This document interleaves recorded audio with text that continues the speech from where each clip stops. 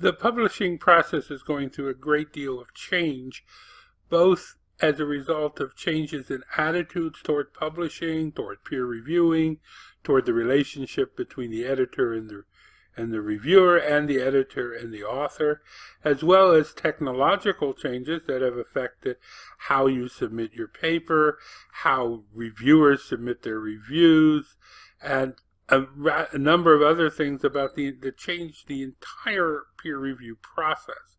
And so in this short video, we're going to look at some of those changes and how they may impact you as an author. So there are two main areas of change. There are changes in the publication process, and there are changes in the peer review process. So one of the main areas has been, what are the concerns of the editor, both in regard to the goals of the journal and to the way in which the review process goes.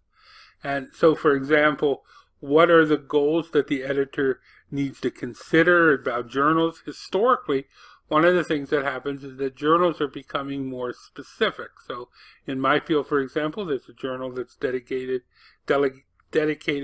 primarily to revision process in student writing. There may be journals simply about second language writing that are very new, about academic writing. So over the years, we see more and more journals, and the topics of these journals have become more narrow, and that places the role back on the editor to determine the appropriateness of articles for. And again, we've seen the same different changes in the way reviewers, how the editor knows what reviewers to choose, how reviewers submit their reviews. And probably one of the most interesting and important are changes in the review process itself. I mean, to go to things like pre-review so that authors can get more impact to revise their papers before they submit it, and even post-review where the papers are commented and discussed either in print or online, and that the author has a chance to respond to these changes.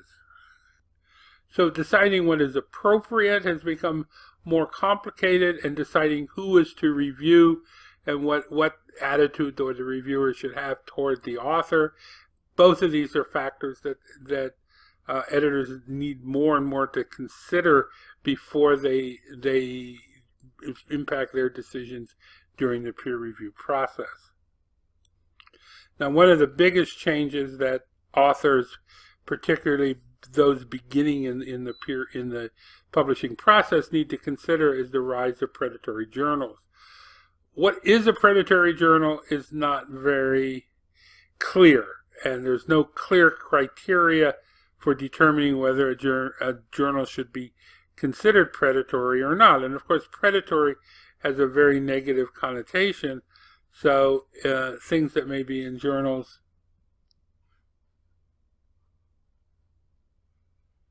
that may be considered good or not good, it's going to be determined. There are a number of factors that need to be considered. One of the factors is what's the purpose that you have for publishing. I tell an anecdote. I had a student who was required by his university in his home country to publish an article in order to get his PhD. Unfortunately, his article wasn't really publishable, but he emailed me after the course and said he had found a journal that for $400 would publish the article. I thought that was a terrible thing, but when I asked my students in this course, how many of you would pay $400 to get a PhD, they all said yes. So even though I felt this was a bad thing, for his specific goal, he had a job and he just needed a PhD, paying the money was okay.